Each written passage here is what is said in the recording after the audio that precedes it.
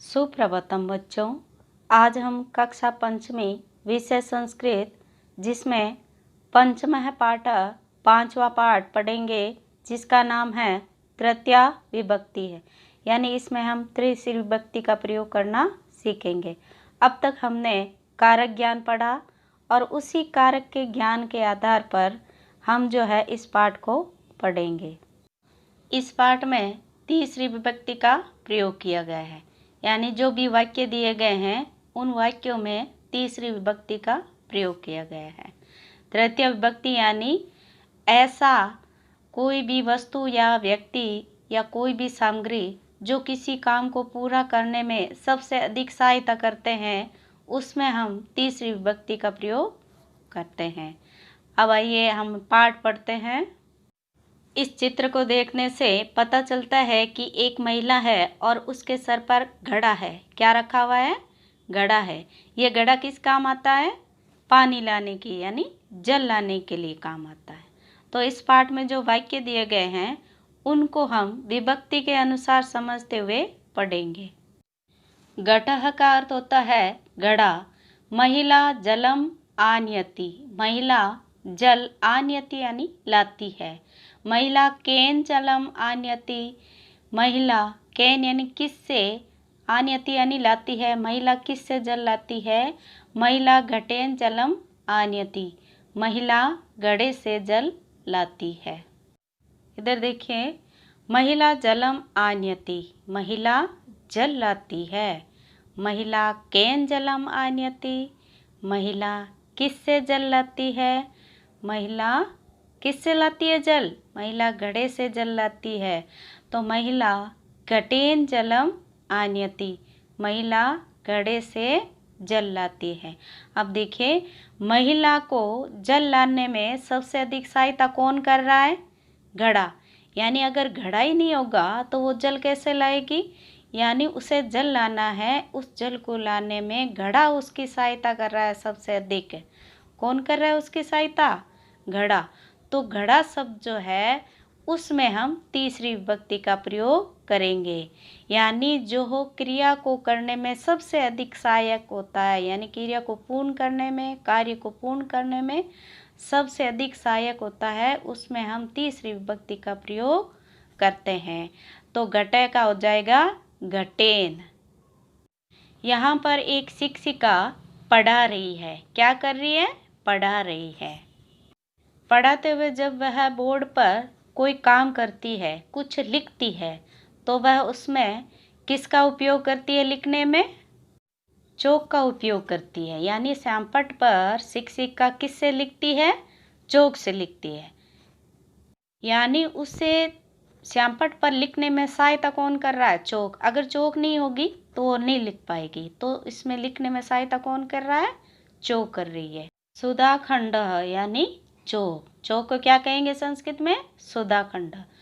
शिक्षिका लिखती, शिक्षिका लिखती है। शिक्षिका केन लिखती, शिक्षिका किससे लिखती है? शिक्षिका सुधाखंडेन लिखती, शिक्षिका सुधाखंड यानी चौक से लिखती है।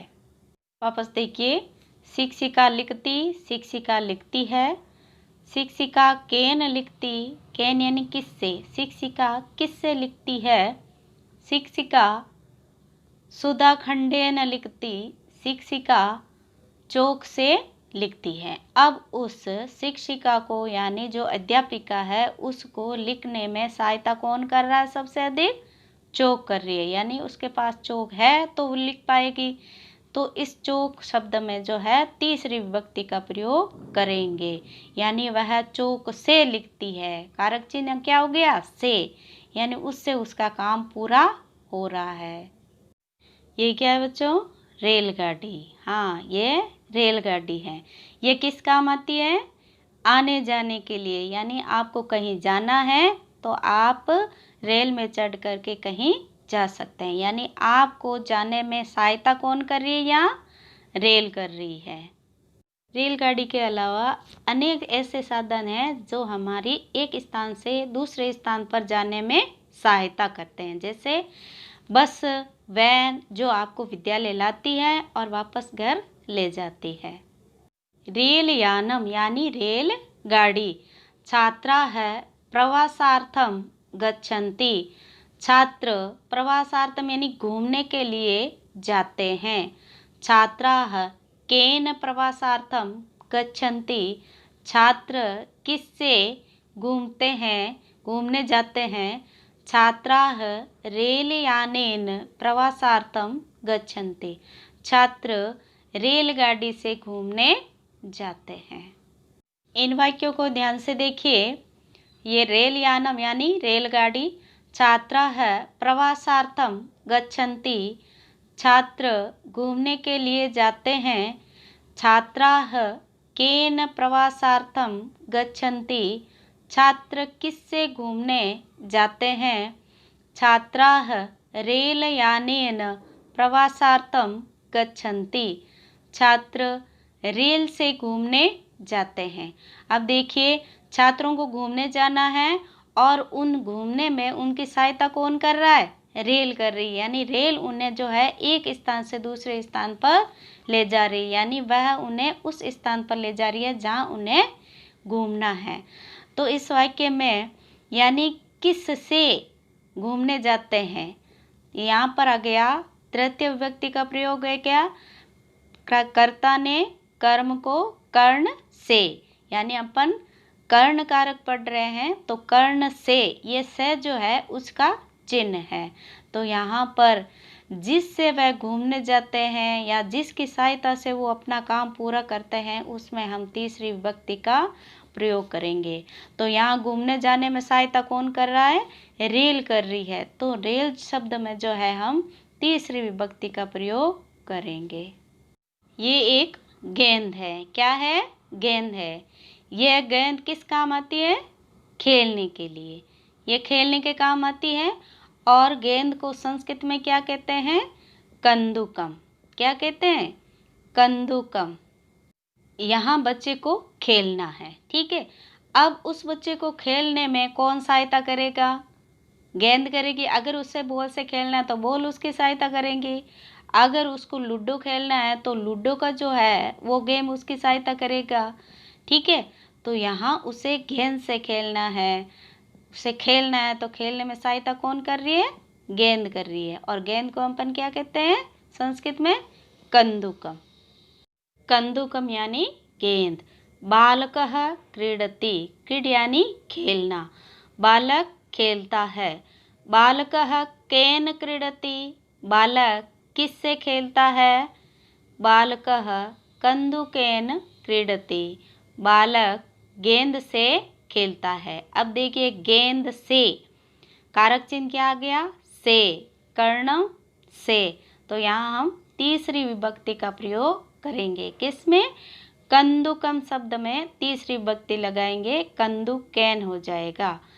यानी यह गेंद उस बच्चे को खेलने में सहायता कर रही है। अगर उसके पास कोई भी खिलौना नहीं होगा या गेंद भी नहीं होगी तो कैसे खेलेगा, वो नहीं खेल पाएगा। यानी उसके खेलने का काम जो है वो रुक जाएगा। उसके पास बॉल है तो वो उस गेंद से खेल सकता है। इस प्रकार हमने पाठ पढ़ा जिसमें घटः, सुधाखंडः, रेलयानम और कंदुकम, इन 4 शब्दों का प्रयोग करते हुए कुछ वाक्य पढ़े। इनको आपको बार बार पढ़ने का अभ्यास करना है, ठीक है। यानी तीसरी विभक्ति का प्रयोग किस में करेंगे, किसी भी काम को करने में जो सबसे अधिक सहायता कर रहा है उस शब्द में हम तीसरी विभक्ति का प्रयोग करेंगे। अब आज का गृह कार्य देखिए। गृह कार्य दिनांक लगानी है और गृह कार्य क्रमांक लगाना है। गृह कार्य में अपनी उत्तर पुस्तिका में यानी कॉपी में जो आज हमने पाठ पढ़ा है, 4 पॉइंट पढ़े हैं, उसका PDF दिया जाएगा नीचे। उसमें से देख करके उसे व्यवस्थित रूप से अपनी कॉपी में करना है। कल हमने कारक किए। अब आपको पहले पाठ का नाम लिखना है। सबसे पहले ऊपर पाठ का नाम लिखना है। जैसे यहाँ दिया गया है वैसे ही अपनी कॉपी में उतारना है। घटः का प्रयोग करना है।